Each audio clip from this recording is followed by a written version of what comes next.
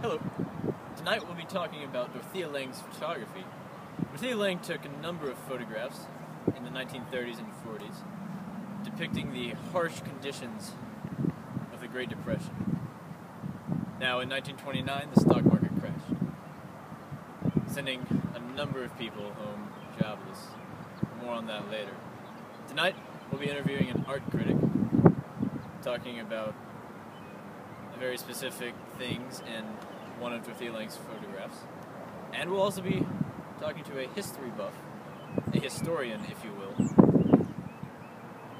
who is very knowledgeable of the Great Depression and surrounding years.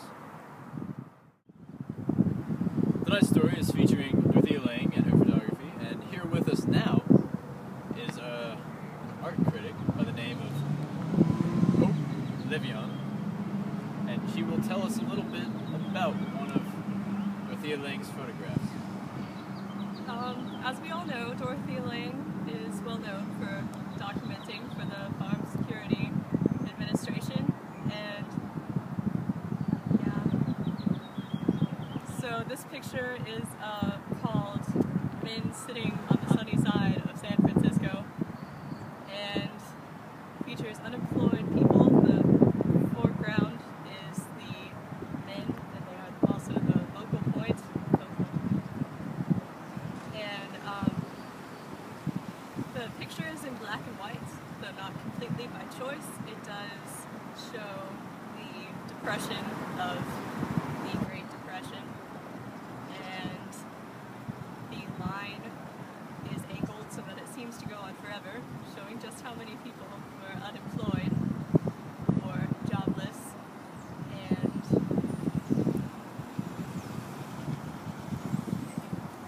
Alright. Well, thank you, Hope. We will be back in just a few minutes talking to a historian, or a history buff, as some may say. Thank you. Tonight's story is about Dorothea Lange. If you missed the first half, well, you missed a good half. Now we will be talking to a very famous history buff, or historian, as some people like to call it, Richard Pine. Richard Pine, tell us a little something about the Great Depression. Thank you, sir. Thank you. In the Great Depression, the main day was October 29th, 1929, also known as Black Tuesday, because the stock market crashed. When the stock market crashed, this caused many people to lose millions of dollars, causing people to freak out, if you could say so, and run to their banks trying to take their money out because they didn't know they would have their money tomorrow or the next day. When this happened, many banks were forced to close. When these banks close, nobody has money, causing everyone to go bankrupt.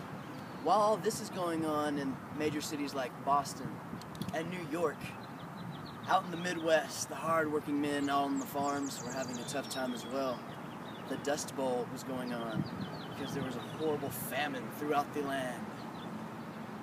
When this happened, people started riding the rail or hopping on freight trains, going from city to city, trying to find work just to provide for their families.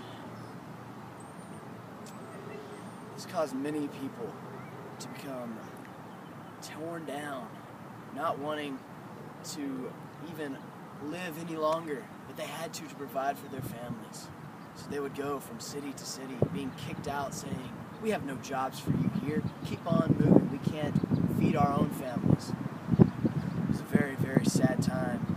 Thankfully, Roosevelt came along and was able to create the New Deal, causing America to get back on its feet and be ready for a new chapter in this great country's history. Thank you, Richard. Thank you. Thank you for giving me this opportunity. That insightful history lesson. Oh, anytime, sir. And that about wraps it up for our story on Dorothea Lange's photography and the history behind it all. Tune in this evening at 11. A train wreck has killed 6 people and injured thousands.